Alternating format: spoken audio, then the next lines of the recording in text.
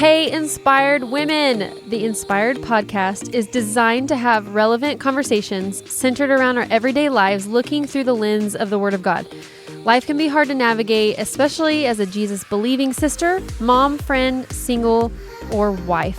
We invite you and welcome you to our table and hope that you're inspired to view God in bigger and more awe-inspiring ways as you walk this journey with Him. Hey girls, welcome back to the Inspired podcast. We are on season 5 and we've had some really fun discussions with some really fun people. Last week we had a new podcast girly on. Ooh. Hey Chloe. Hi, I'm so glad to be back. Yeah, and then this week we have a new one. Hope. Hey yo, I'm here. Yeah, so Hope has been on a podcast episode back, I don't even remember what season. Me neither. Maybe season 3. Maybe? But Yeah. you're back, Yes. and we'll see more of your face. Yes, I'm happy to be back. Yeah. It's So fun. tell us a little bit about yourself for those of them that are new. Yes. Well, I'm on the Inspired team, and it's so fun to be Yeah. a part of all things Inspired. And I've been at X Church for, I say, 12 years. I haven't been here the whole 12 years, though, so it's a little misleading. Okay.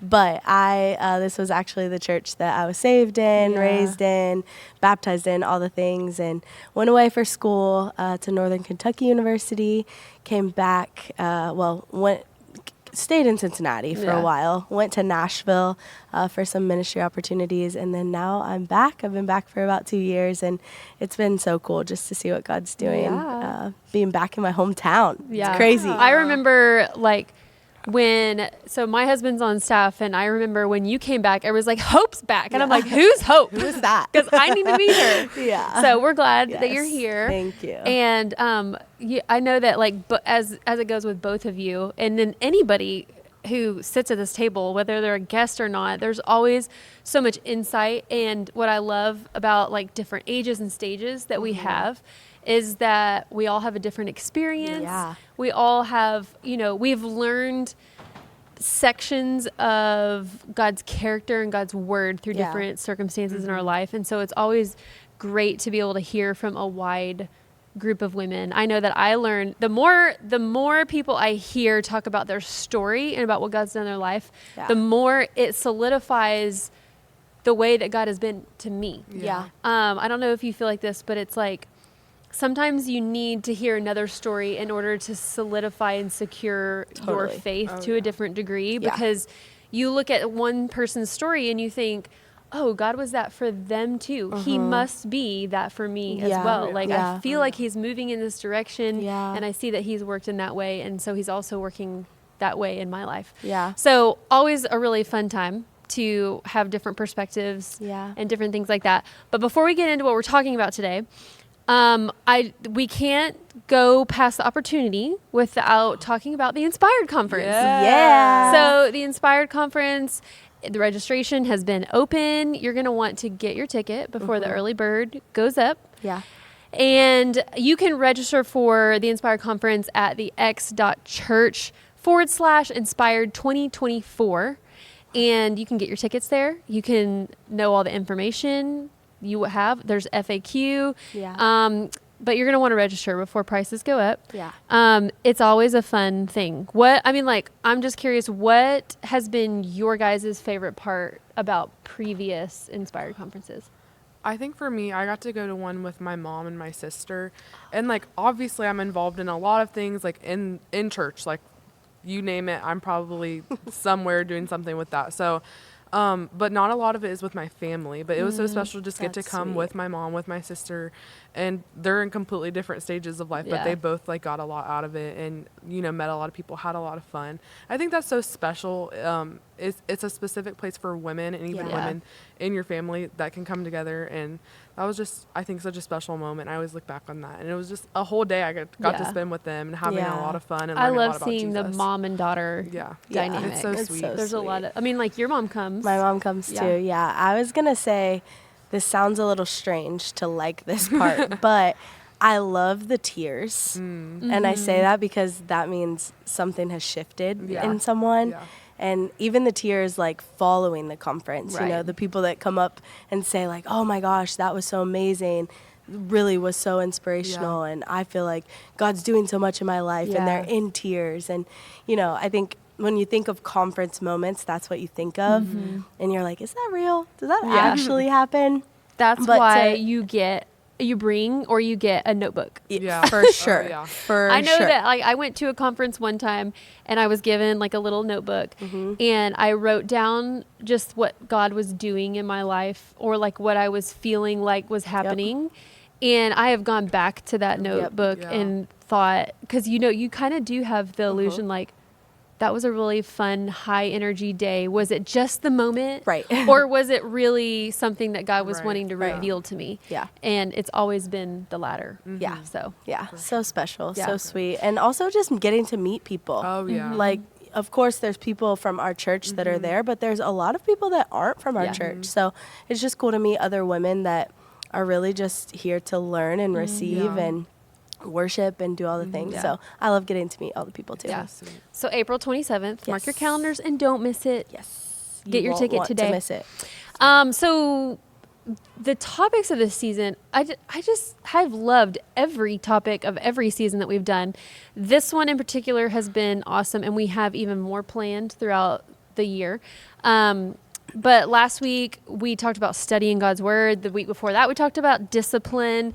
And so we're going to shake it up this time. I mean, Shake it up. those two kind of went hand in hand. Yes. But this week we, like, as we were brainstorming and, you know, getting ideas of what do we talk about on the podcast, transitions came up, like life transitions. Yeah.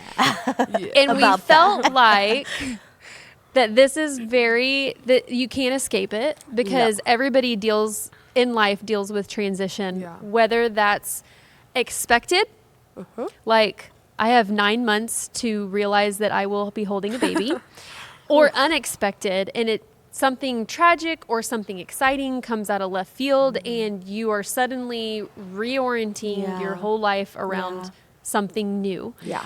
So we have unexpected and expected transitions, and then there's just different transitions in life. Like, what are some transitions that you feel like you guys have gone through over the years? Oh, I mean, there's so many. I mean, you're not very old, so can you really have that many transitions? I feel like in the past 3 years, I mean, like going from childhood to adulthood, from high school to college. That's a big one. From, you know, like not knowing what I wanted to do in my life to pursuing ministry. From single to engaged, like all of those things. It's been okay.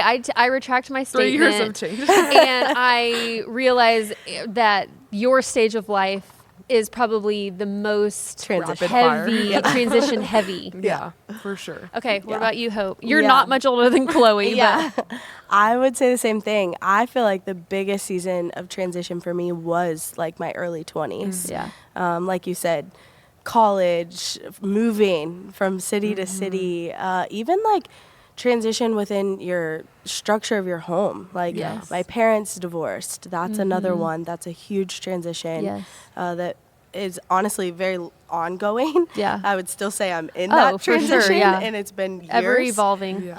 But yeah, I think there's so many in your early 20s, and you know, I think they're more expected in your early 20s. Maybe let's say it that way.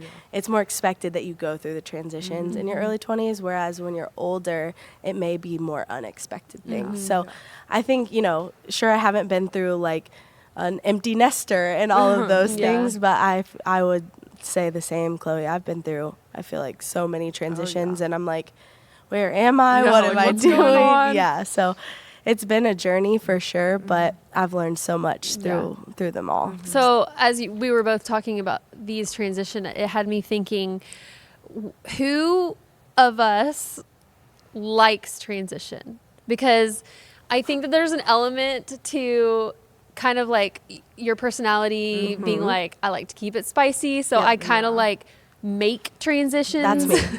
That is for sure me. You guys are both looking at me, and you know it's me. I mean, like for me, I feel like even if it's planned, every transition for me is a hard turn. Because I like routine, I like structure, and so when something changes, I'm like, this can't happen. It's a running joke around here. So, Chloe has had her desk moved around quite a few Several times. times. You like walk in one day and it's moved. I hate it. I'm Yeah. like, I do not like change. I like to sit where I'm sitting. And like one time I Don't walked in and it move was me. moved and I was like, how do I, like, I think I even started crying a little bit. Like, it was drama tears. Yeah. But like, I was like, I can't, Drama like, tears. what's going on? Like, my desk is moved. Yeah. Like, I'm so resistant to change Yeah. in a lot of ways. There's some where I'm like, okay, whatever. But I would say for the most part, I'm very like, no, I'm good. I want to stay right where I'm at, where I'm comfortable, where I know. Okay, so what about our homegirl over here that likes to keep it spicy? I just love. You're like, I actually cause unnecessary Yeah, I'm transition. like, what can I change today? No, I just love the excitement. I am like a enthusiast. I love the excitement of life, and I feel like to keep myself excited yeah, and you're engaged. like when you feel a boring lull. Yeah, no, but seriously, like I joke about this all the time, but I used to be the kid that would rearrange my room like every other week. My mom Yes. can attest. I would be like, Mom, come here, She look. probably was so fed up. She was like, why? Why did you have to do it? Again, you just did it last week. But I just loved like something new. Yeah. I love the newness of things. I think it's like a really sweet thing. So I don't know. I just love to keep it going. I'm always on the move. Always Yeah. on the move. So I think there's like a almost like an anticipation that comes with it too. Like you're like, ooh, what's this gonna be like? But I don't know that it's always the healthiest.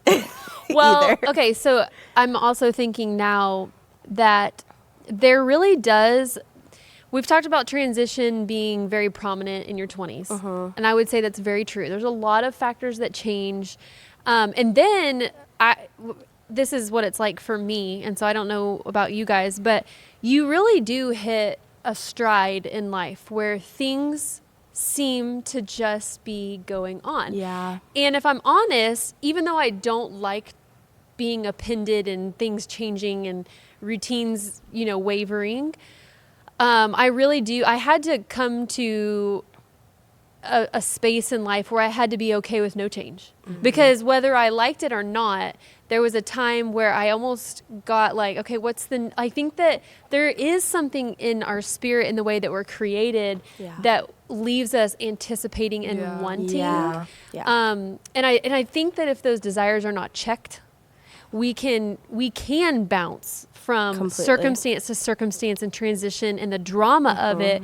just giving us this like adrenaline rush. Totally. And then when we do find ourselves in a very steady period of time, we feel like nothing's happening. Yep.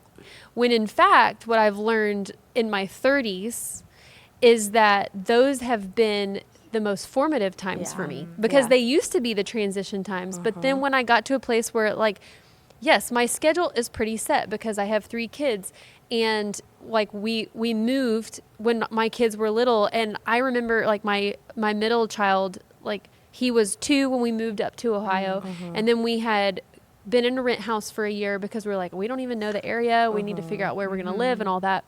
And then we moved to Pickerington, and then I remember in Pickerington, he was like, when are we moving again? And I thought, oh my goodness, this child has been on the move. Yeah. And I think I remember at that point thinking, okay, God, I have seen you work in the transition. Yeah. I know that I'm entering in a stage of life where I'm going to see you work in the monotony and in the unhurried and the steady pace and routine. So I feel like there's kind of both and switches, but we are going to stick to the side of transition today. Yes. But what I want to talk about is like, how do you prepare for transitions? I mean, in your guys' experience, what are ways that you can tangibly prepare for some sort of transition, unexpected and expected? So I feel like for me, being someone who's definitely more like resistant to change, like I'm like, I like it here, especially if it's somewhere I'm comfortable, and the unknown can be so scary. I've had to learn, especially in the past 3 to 4 years, how to kind of prepare myself. So I think with the unexpected, which has been most of my transitions, most of my changes in life, it's been like, I did not see that coming. Yeah. So I've kind of learned to have more of like, I call it like a flexible heart. I think that's like, I know that no matter what happens, if God's bringing something into my life, I can trust him. And I have like that, like I'm not as rigid in my heart of like, no, I really like this friend group. I really like this job. I really like this college major that I'm pursuing. I really like this relationship, like whatever it may be. I'm like, I hold it with more of an open hand. Yeah. And having that flexibility and knowing like, okay, changes are probably going to come, but I'm going to be okay because I know that the Lord has me. That's like just something of like, you can do that before. I know it's like some people are like, oh, during a transition, you're thinking that. But even now I'm like, I don't know what the Lord's going to bring in the next year or two. Like, I don't know what stepping into marriage is going to look like. And that's going to be a big transition, but I'm going to prepare my heart now proactively to be flexible and to be like, Lord, I'm going to listen to your guidance instead of sitting here being so comfortable and, you know, clinging on to the things that I like. So I think that's, really, that's a fancy way of putting surrender. yeah. Because I mean, you're in essence saying, it's not what I want, it's what God wants. And so if he arranges my circumstances in a way that were not in my plans, then I will be surrendered and keep my eyes and ears open to the work that he really wants to do. Yeah, that's been a big thing. Like, I remember, like, when I first, like, was stepping into adulthood, I remember I wrote down in my notebook, I said, Lord, let your desires become my desires. And that's, like, so not me. Like, I'm like, no, I know what I want. I know I'm in control of it. I want this. I want that. But I've just prepared myself for, like, that unexpected territory by just having just a more just fluid and flexible attitude and posture towards my life and towards God. And that's helped a lot. And I think even like when you know things are coming, like, again, I know I'm stepping into marriage this year. Like, I've talked to people who have been there and done that. Like, I'll be like, hey, what was hard about this? Hey, what do you think I should do to prepare? Or like whatever it may look like, whatever transition you're going through, go to people who know. And I think also like leaning on your foundation that you've built with the Lord is so important, because when you're changing and everything's going to something different, or your life looks completely different than it used to, like, that should stay the same as your foundation with God. And so, like, I'll build that up. I'm like, I want to know that through all of the change and the craziness, that like I have something to lean back on, and that's always going to be the Lord. And your relationship with God. And I mean, that brings so much validity to why a good relationship is so important with God. And even in the times that we don't feel something, it's like you're depositing every time you spend with Jesus, whether it's through corporate worship, like worshiping with your community, reading God's word, seeking wise counsel. Every single one of those acts is just a deposit into a firmer foundation, so that when you do have circumstances that are blowing around, that you know that you have a solid rock underneath. Okay, what about you? So good, Chloe. I love the open hand, open heart theory, because it really does make a huge difference. For me, it is literally an every single day, God, I give you the control. Like, I hate I'm to laughing admit it, because this is very true in my life. I hate to admit it, but I love the control. Like, I love to be able to sit out and plan things and think through every single thing that it's going to happen and the way it's going to happen. But let's be real, that's not life. And so I literally have to every single day, like in the morning, every single day, say, okay, God, I am giving you the control. Because ultimately, life is more beautiful when we do that, right? Like, he can write it so much better than I can. He can order everything so much better than I can. But when I get in the way, I almost look at it as like a basketball team. So like, God is the one dribbling and trying to shoot the basket, but I'm the defender and I'm in the way. And I really don't have that much power to be in the way of God to shoot the basket. But like, I am getting in the way a little bit, so it's not going to be perfect, right? So how can I like completely remove myself from that and say, okay, this is you. This is all you. You go ahead. Go for the three. Did you play basketball? I did. Okay, I did it. I'm like, never would have thought of it in a basketball analogy. Go for the half-court shot. Like, go beyond. The buzzer shot. Yeah, but seriously, like, he can make that. I can't. If I'm at that point, I can't make it if I'm going to be the one that controls it. So it's an everyday. For me, it's an everyday, hey, you have the control. And do some days I don't measure up to that. Some days I still take control and I'm still in the way, but it gets my mind to that point of like, okay, I'm not in control, and there's a freedom to it. I don't have to be in control. Like, we can live in that freedom. We don't have to. If we're following God and we say, Jesus, we trust you, we don't have to be in control. And I find freedom from that. And I feel like so many others, if we just let go of that, could find so much freedom. Okay, so what this has me thinking is, well, we did not coordinate this and talk about this specific thing beforehand, but I mean, like, yours is flexibility, yours is relinquishing control. Mine is the same, like surrender. And the reason I think this is key in that it's good to flesh this out is because in theory, in talking about it, that sounds great. Like, oh yeah, I'll just let it go. I'm going to let it go. Right. But how often do we say that and then we pick it back up? Oh. And what does it really look like to be surrendered or flexible to God's plan? Yeah. Because here's the thing. There's like this gray area between letting God do what he's going to do, but also we have a part in it too. And we can't just like sit on the couch. No. And like, if we feel like God nudging us to like start school so that we can become a teacher, it's not like we can just wait for a college to reach out to us to say like, we want you to come do our education program and we want to make you a teacher. So my thing is like, what does it look like to take a step and to be very sensitive to God saying yes or no? I mean, like, I see your eyes. Do you have like a specific? I just think it's so funny because I literally wrote down, like, preparing for today, be sensitive to God's voice and guidance, and then take the necessary steps. Because I find myself so often, like, in a season of change, like, God's telling me to do something, and I'm like, okay. Or is that right? Or like, I don't know. And then like, I know what I need to do, but then I don't end up doing it. Or I don't like do it for a long time.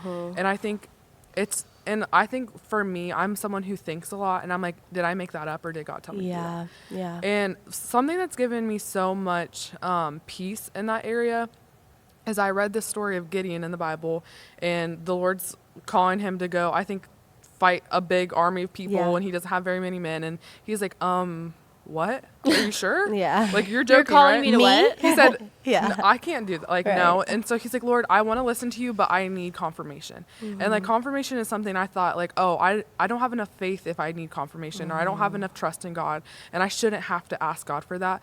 But if you look at the story of Gideon, he puts the fleece out and he says, if there's dew on the ground and no dew on the fleece, and then I'll know. So he does it. There's no dew on the fleece, there's dew on the ground. He's like, well, one more time. Let's do it the reverse. He's like, so now if there's dew on the fleece, but then no dew on the ground, and he goes through, and the Lord confirms it for him. And it taught me that like, God is patient with us, and he knows that we're scared little humans, and we don't see his plan, and he will confirm his word for us. And there's been so many times where I'm like, Lord, I'm putting on a fleece. Like, I need you, like, for example, when I was stepping into ministry, that was a huge just flip of like what I thought my life was going to look like. I said, Lord, I need you to slap me in the face. I was praying in my car. I was like, slap me in the face. I need confirmation, like Gideon did. Like, if I'm going to do this, I need to know this is your voice calling me towards it. And as soon as I get in my driveway, park my car, I get a FaceTime call from someone, and they're like, hey, this is so weird, but like, God gave me a word for you earlier this year that you're going to go into vocational ministry. And I was like, you're lying. Like, literally what? Like, I was like about to cry, and he was like, yeah, I just didn't tell you before, but like, I was just thinking about it, and I felt like it was like time to tell you, and I just got this word for you. So whatever that means, like, I think like that's what you're supposed to do, or he's pray about it and see if that's what you're supposed to do. And I was like, okay. Wow. So, but then still, even after I got that confirmation and the Lord showed me, and it doesn't always work like that. It's not always like you'll see a sign in the sky that tells you what you're supposed to do. Sometimes you have to take just a step of faith, but then it's like, okay, what's my next step? And then I was like, okay, I'm going to show up here and I'm going to do whatever they asked me to do. And it turns into, but that carries across all different changes, all different things that God calls you into. If you hear God's voice, be like, Lord, confirm it in whatever way you can. But like, I know in my spirit, and even if like my head and even my heart are telling me all these different things, I'm like, Lord, I want to know in my spirit. And you're not always going to feel like, oh, I feel serene. People say like, oh, it's going to bring you so much peace if it's from God. Not always. Sometimes I'm terrified, like scared. Well, anxious. there's a difference between like peace and terrified. I mean, like, because I've stepped into things where I knew beyond the shadow of a doubt Yeah. that was what I was supposed to do. Yeah. But it did not mean that I was not shaking in my Oh, bones. yes. Oh, Like my legs feel like jello. Like I'm Yep. terrified, but I knew that that's what God had for me. Yeah. And then Yeah. it was like, okay, what's that next step? And Yeah. a lot of times it looks so much smaller Yes. than what you think it is. Oh, yes. Like Yeah. what translates between your mind and what it actually looks like. That's one Yeah. thing that I have to readjust a lot Yep. with expectations is like, because it has me thinking about, I mean, say you want to go for this job or this position that you feel like you're qualified for. But part of getting this job comes a level of like, I have to promote myself. I have to put myself out there. I have to like, Yeah. I have to, you know, have a lot of confidence. Yeah. And like, that just might be the very last thing that we feel like we have. Yeah. But what is it like? I think that it's different for everybody because someone could feel a nudge of like, just reach out Yeah. and see or Yeah. try. And then Yeah. someone else could feel like, no, if that is what God wants, then Yeah. that will be, then he will ordain it and make it work to where that's like, I know that that's my clear next step. Yeah. So it, like you said, it's not always like this sign in the sky or whatever. Yeah. But, so I'm thinking through these things. These sound like things, because being prepared to go into a transition. What about what do you do in the unexpected transitions where there's a tragedy, where you go to the doctor and you get news that you were not expecting, or there's a tragedy with a loved one? How do you prepare for those times? Yeah. I think preparing my spirit has been, now looking back, has been the most crucial thing for me. And what I mean by that, we kind of touched on it a little bit with knowing that our rock is Jesus, but I think in the days where I maybe don't feel like there's a lot going on, Right. or in the days where it's like, yeah, it's just a normal couple of months or whatever, those are the days that I feel like God's allowing us to have the time to prepare our hearts. That's good. And to prepare Yeah. our spirit. And I really do feel like that's ordained. Yeah, because like when we're in a valley, we feel like we're being pressed. Yeah. And in my experience, like when I'm not in the valley and I feel like, okay, everything's just Yeah. kind of going along, those are actually the times that prepare. It's good to be preparing. Yeah. And I think, how to prepare, it's very unique to each individual. But for me, it's really just, I connect a lot with the Lord in worship. And so talking to him through worship and just making worship a part of literally everything that I do and experience in my every single day, I feel like prepares my heart for those moments where when I get the bad news or when something goes wrong, I know that the first thing that I should do is turn to him in worship, because I'm not doing that because it's a low moment. I'm doing that because I've done it all along Yeah. to prepare. And that's the relationship that I have with him. So Well, and you've created that habit and you've already established the rhythm. Yeah. And so when the bottom falls out, it's not like I have to go along and try to figure out a new way to connect with God. Right. Or like, what do I do? Yeah, I'm Scramble. going to a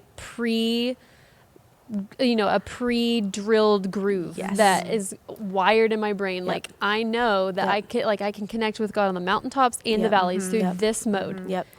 I think also too, you hit on rhythms and schedule and routine, but finding that consistent rhythm, routine, schedule for your life is really important Yeah. when those moments hit you. Yeah. Because if you don't have a routine, if you don't have a Right. schedule, if you don't have rhythms, you'll find yourself in the unexpected tragedies or moments like feeling like everything Very is overwhelmed. crumbling. Yeah. Yeah. And that, I think that's when we start to see destruction, especially with our relationship with the Lord. that's good. So just making sure that like in those lulls, in those moments where it feels like, oh yeah, everything is really good right now, take those times to prepare. And not that you have to be preparing for the worst, because you could be preparing for the best. There could be something unexpected that's really great too. But we have to have our heart and our spirit right. I know for me, that's been super foundational Yeah. in the unexpected. I think another thing that comes to mind is like preparing for transition and then also coping, because they're two different things, Yeah. right? Because preparing can be all the work that we're doing leading up to a transition. Yep. Coping is after the fact. Yeah. So what do you do when you receive the news? What do you do when the bottom falls out? What Yeah. do you do when you encounter betrayal or heartache or hardship. And I think that like there's a good way to approach this. Yeah. I looked up a few different little articles. I mean, from a counseling standpoint, Yeah. I saw a lot of these specific things rise to the surface. And so I'm going to kind of go through those, and I want you guys to chime in if you have a personal experience with this, or if you're like, that one for you was important. Yeah. The first I found was acceptance. Yeah. I feel like sometimes when I go through a transition, I've skipped over this one. Yep. And I feel like it's very important, informational to the rest of the transition, right? And in my experience, the quicker I accept it, the more I can get to the next stage. Yeah, exactly. Right. Yeah. I feel like that was something that I really had to process and learn through my parents divorcing. I think, you grow up, your parents are together and it's normal and whatever, but then all of a sudden they're not together. You have to accept it. Right. Like you have to accept it, or else your brain is going to continue to think, oh, we're operating how we're not supposed to be operating. Right. Otherwise, if I were to just accept it earlier, then I can move on. I can have my relationship with my mom, relationship with my dad, and not see them as a married couple. But like you said, it took me a long time to accept it. Well, yeah, and especially if this transition happens as a child, because what tends to happen is a child feels responsible for their parents' divorce. Totally. And it's so helpful for a child to know, or to get into therapy or counseling when their parents do go through a divorce, because that can help them accept this is the new normal, and it's nothing that I did. Right. It's not my fault. Right. And to be able to accept, okay, so this is what it's going to look like moving forward. Yeah, I had to go to counseling. So I wish I would have gone to counseling a lot sooner. I literally just completed counseling for my parents' divorce We 2 see years that ago. a lot. Yeah. So, and I think, honestly, if I would have gone to counseling sooner, I would have accepted it sooner. But it just prolongs the healing process, It too. does. It really does. Yeah. And I think, acceptance is huge Yeah. when it comes to any transition. The next I saw kind of rising to the surface was grieving, and there's a whole layer into grieving, and then letting yourself feel. And I hard. personally struggle with letting myself feel, and it's probably because of my upbringing. Like my dad is very stoic. He's very his face does not change, and so somewhere along the way, I grew up thinking I had to be the same way. Yeah. Whether I saw that as heroic in him or what. But I have in the past have struggled to let myself feel, even when I'm by myself. I think so. My challenge was even just letting myself have feelings when I'm by myself. And then the next stage of that was allowing myself to have feelings with other people and community. Yeah. And so I think that grieving / allowing yourself to feel comes after acceptance of a situation, of a transition. Yeah. It's so hard though, because it's like, well, in my family, people probably who are my friends who know me now, they're probably like, yeah, Chloe's a pretty emotional person. She's pretty in touch with her emotions, but I wasn't always like that. It's something that's happened that the Lord's done in my heart the past few years, because it was like, I was always good. I was always like the happy one, making jokes, bringing the mood up. Yeah. And when hard things would happen, it'd always be like, I'm good. Like, I'm okay. Like, when my grandparents died, I wouldn't even cry. And, I'd be there for my parents, or I'd be the one who was like, okay. And, I can handle it. I can do it.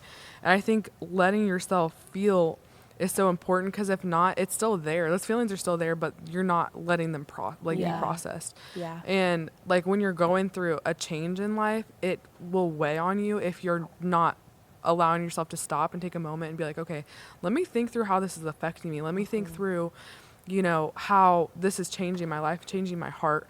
And I've learned, when I'm going through a lot of changes and I'm not letting myself sit there and feel and to process those things, I will feel exhausted. I'll feel irritable. I will feel just completely out of sorts, because I have all of these things inside of me that I'm not letting out. And I think letting yourself grieve too. And I think I've always been someone too where I'm I don't want to throw a pity party. I'm fine. I don't want people you don't need to feel bad for me. That speaks to a lot of our culture in America. It's you're fine, you're good, you're strong. Yeah. And so I've not really in past times allowed myself to grieve the loss of friends, whether it was a good or bad thing. Grieve, relationships changing, grieving, even moving out and being away from my family. Like, yeah. all of those transitions were so hard. Yeah. And I was just like, no, it's fine. I'm independent. I'm good. And there was times where, like, I would just break down. And I was Yeah. like, what is this? And I've learned, like, in the moment to stop and be like, okay, number one, process with God, because Yeah. that's the best Yeah. place that you can bring your emotions. 2, I process with a counselor. And then 3, like, with the people closest in my life. Yeah, that's what I was going to say. I feel like a big part of being in tune with my emotions, because I'm very similar. I was like raised to, I'm very emotional, though. People would be very surprised. I am very emotional. I cry a ton. But I was raised to like put a smile on. Shove it down. Yeah, put a smile on. We're out in public, put a smile on. Be happy. Yeah, and so for me to feel emotions and even to identify emotions is really challenging, but verbally processing with someone that I love and trust and I know has my best interest at heart has been super life-changing for me. I have like 3 or 4 really close friends that know literally everything about me, and they can even identify like when I'm not able to identify, hey, I'm noticing that you're pulling back a little what's bit. up with you? Are you feeling sad? Yeah. Like, what's going on? Yeah. So and you don't, I love to say this, you don't have to tell everyone, but you need to tell someone. Yeah, Oh, that's yep. good. And it doesn't matter who, as long as they love you, care for you, you love And them, you have care your for them, best interest and in have your mind. best interest and love Jesus Yeah. as well. Yeah. I think that I love that you said grieving, because I think what we tend to do is we tend to put this word in a box, Yeah. and we tend to identify the word grief with Yeah. heavy loss Death. Yeah. and death. Yeah. But if we're really honest, in every circumstance in transition, whether it's good or bad, there is death. Oh, yeah. Whether that means, I'm thinking through, like, I've watched my mom take care of her mother and her like mother-in-law. And there's a stage at each age where there's a grieving of something that's not there anymore. Because, and like you've been talking about grieving, like the loss of friends, there is a very real, there's a very real grief that comes with having to take a step back from a friendship. Oh, yeah.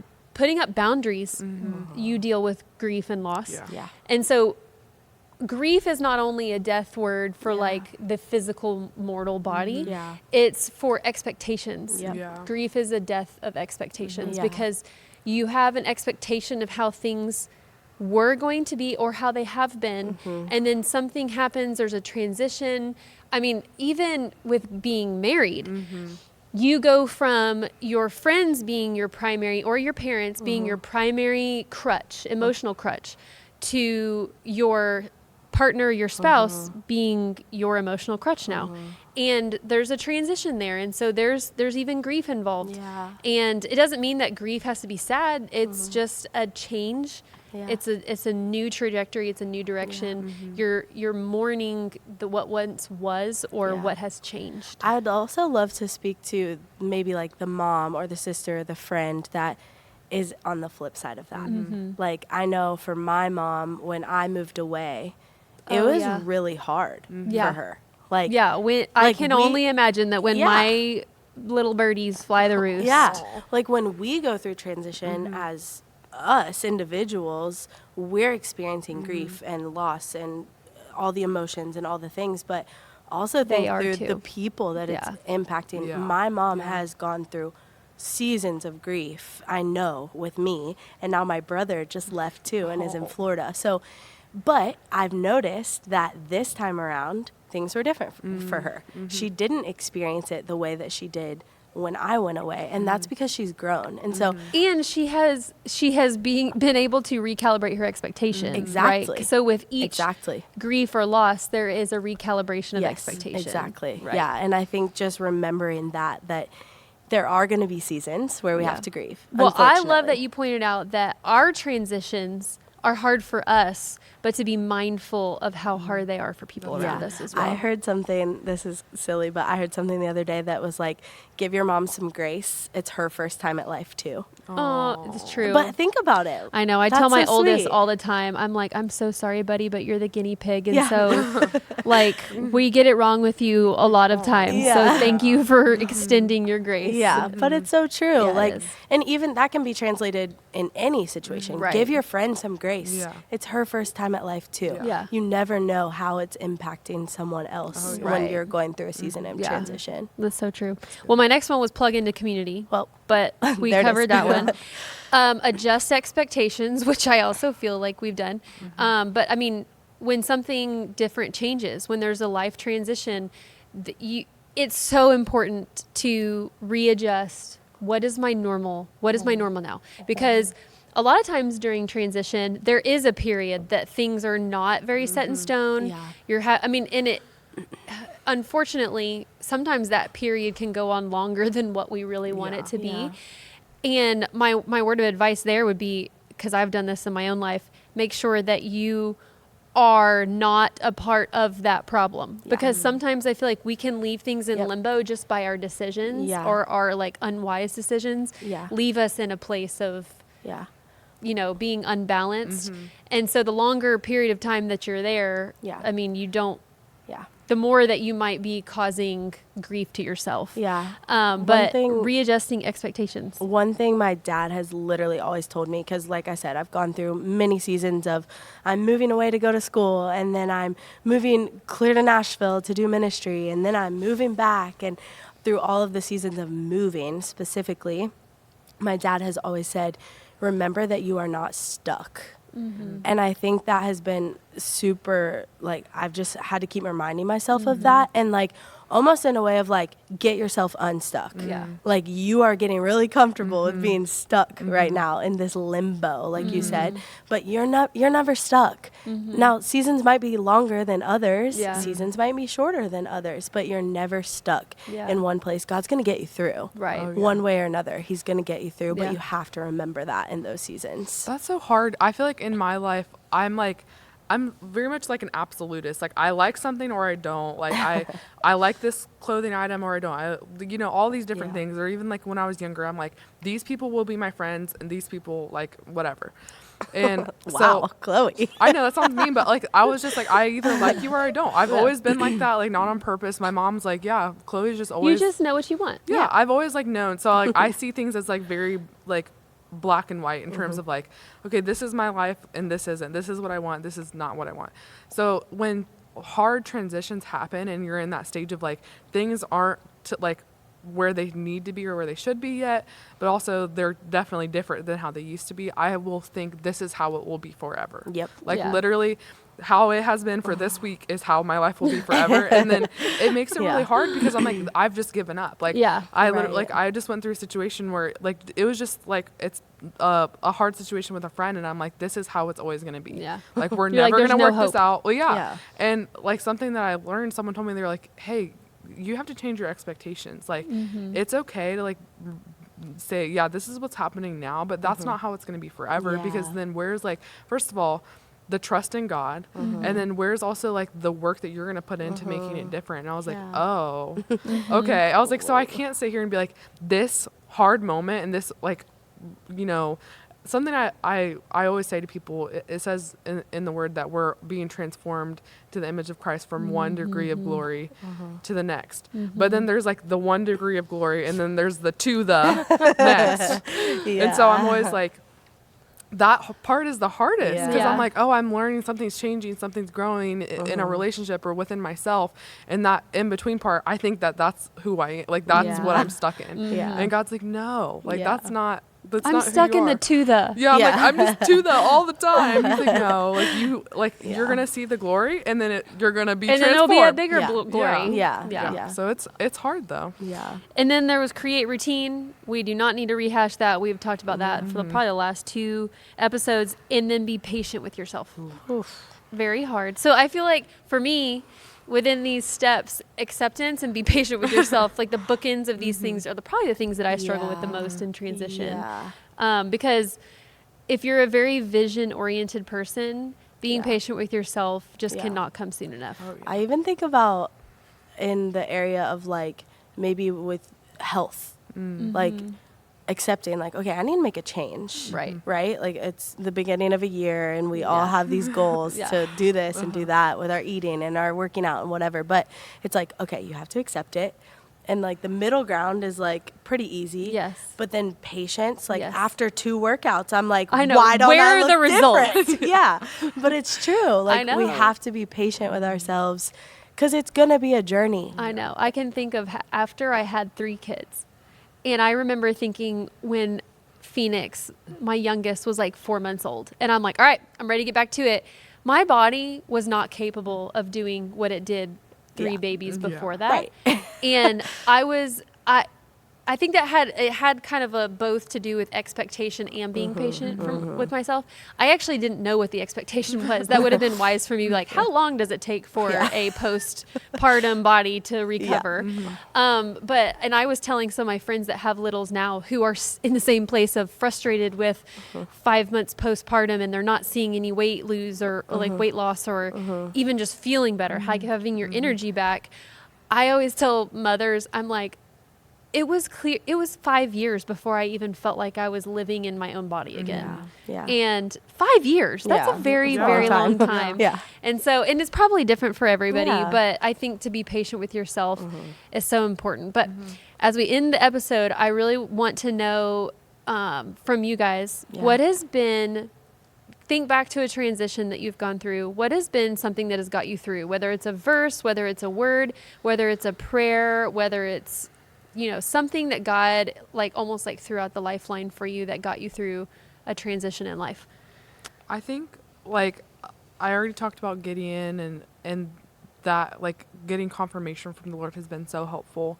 Also, like, the story of Moses. I mean, if you want to hear about transition, love Moses. that's such God a good has used story. that story a lot in my life. Oh yeah, me too. Because it's like he went from, being a baby in the river to being an Egyptian prince to, being murdering people. Killing someone, running away, being alone for so long. He's done it all. Yeah. He's done all the freeing a whole nation. Yeah, leading them through the wilderness for 40 years. Like, he's gone through, all these different things. And something that is so encouraging with that story is that, like, from the moment, like, before he was born, but you can see from the moment he was a baby and he was put into the river to save his life, like, God had a plan. And, like, that was all for a purpose. And that's so encouraging to me. And I, like, if you haven't read that story, like, go and read all about Moses and know that he wasn't all prepared and qualified and perfect, but the Lord was like, I got you through it all. And that's been something that I've held on to a lot, I think, in those times.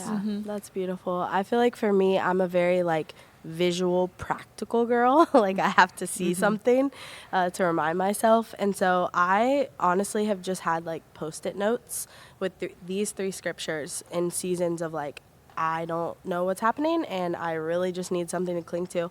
And we hear a few of these. We hear these a lot. But Deuteronomy 31:8. Do not be afraid or discouraged, for the Lord will personally go ahead of you. He literally goes ahead of us. I think I have to remind myself of that. Like, I almost see it as I'm walking in the woods right behind God. And, like, because who wants to be the first person on the trail and walk through the spider webs? No, I need him to go first. He's the one with the machete knocking down all the twigs and branches. But it says he will be with you. He will neither fail you nor abandon you. And I literally, in seasons, I've had to picture myself like, okay, here's God's footstep in the mud. I got to put mine I'm right gonna put mine right in that exact spot because that's the only way I know that things are going to be okay. So remembering that. Psalms 32:8, the Lord says, I will guide you along the best pathway for your life. I will advise you and watch over you. And I want to focus on advise you in that. He will advise you if you just listen, if you really just listen into what he has to say. And then Psalms 91, he will cover you with his feathers. Under his wings you will find refuge. His faithfulness will be your shield and rampart. You will not fear the terror of night, nor the arrow that flies by day, nor the pestilence that stalks in the darkness, nor the plague that destroys at midday. Because I think in seasons of transition, it feels like everything against is you. dark. Yeah. Everything is against me. That's all you can focus on. But if you can remember that he's going to cover you with his feathers, what a beautiful image that is, Yeah. that he covers us. Yeah. It's almost like, okay, every morning I'm going to wake up and I'm Yeah, going to I'm pray this covered. over myself, and I'm going to remember that I'm covered by his Yeah. feathers.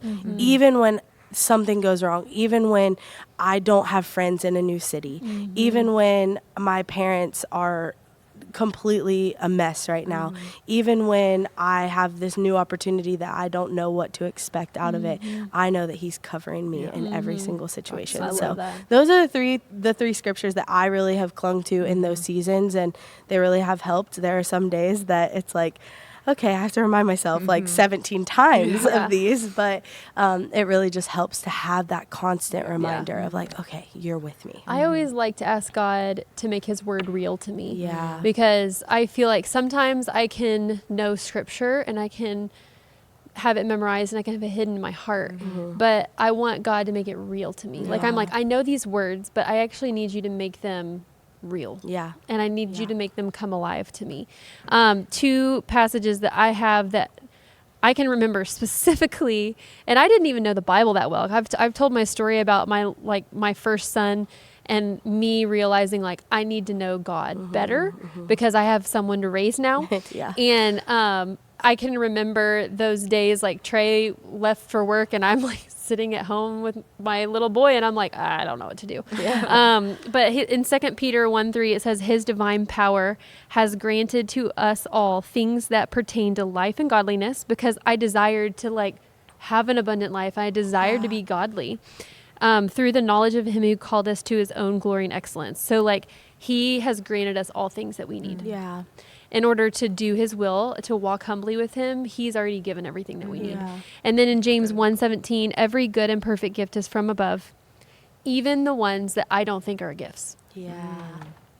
coming down from the Father of the heavenly lights, who does not change like shifting shadows.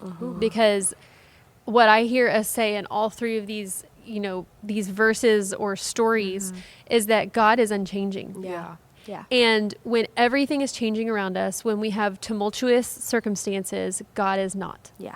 And he's been the same God that he was to Moses. He's been the same God that he was to Gideon. And he's the same God to us today. Yeah. And So good. what else in history has been more constant Right. besides gravity? Right. Or the sun? Yeah. Nothing. And Yeah. all of those are under his power. All those things were Exactly. created by him. Yeah. So it's just amazing when you sit back and think of the access that we have so to good. the creator of the universe that is, like I said, a gift. Like all things come from him, even though we don't consider them gifts. Yeah.